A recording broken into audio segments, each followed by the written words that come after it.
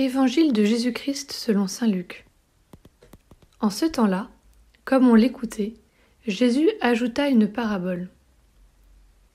Il était près de Jérusalem, et ses auditeurs pensaient que le royaume de Dieu allait se manifester à l'instant même. Voici donc ce qu'il dit. Un homme de la noblesse partit dans un pays lointain pour se faire donner la royauté et revenir ensuite.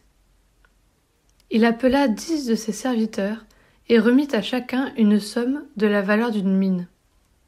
Puis il leur dit : Pendant mon voyage, faites de bonnes affaires.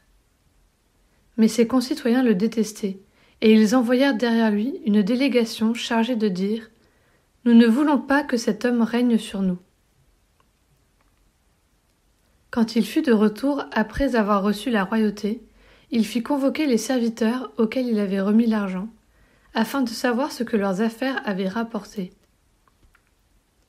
Le premier se présenta et dit : Seigneur, la somme que tu m'avais remise a été multipliée par 10.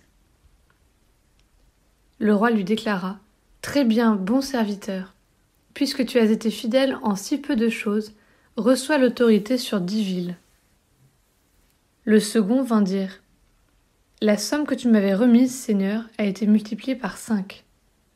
À celui-là encore, le roi dit : Toi de même, sois à la tête de 5 villes. Le dernier vint dire : Seigneur, voici la somme que tu m'avais remise. Je l'ai gardée enveloppée dans un linge. En effet, j'avais peur de toi, car tu es un homme exigeant. Tu retires ce que tu n'as pas mis en dépôt, tu moissonnes ce que tu n'as pas semé. Le roi lui déclara : Je vais te juger sur tes paroles, serviteur mauvais. Tu savais que je suis un homme exigeant, que je retire ce que je n'ai pas mis en dépôt, que je moissonne ce que je n'ai pas semé. Alors pourquoi n'as-tu pas mis mon argent à la banque ? À mon arrivée, je l'aurais repris avec les intérêts. Et le roi dit à ceux qui étaient là : Retirez-lui cette somme et donnez-la à celui qui a 10 fois plus. On lui dit : Seigneur, il a 10 fois plus. Je vous le déclare, on donnera à celui qui a, mais celui qui n'a rien se verra enlever même ce qu'il a. Quant à mes ennemis, ceux qui n'ont pas voulu que je règne sur eux, amenez-les ici et égorgez-les devant moi.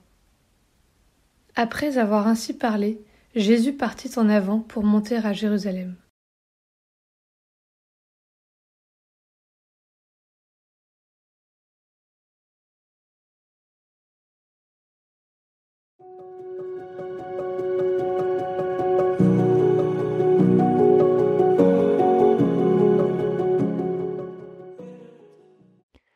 La parabole d'aujourd'hui dans l'évangile de Luc nous rappelle la parabole des talents entendue dimanche dernier dans l'évangile de Matthieu.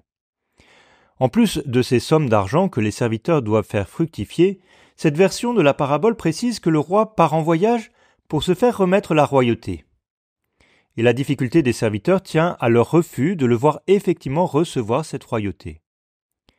Ceux qui ont accepté le règne de cet homme sont entrés dans son projet et ont fait fructifier son argent. D'autres l'ont refusé.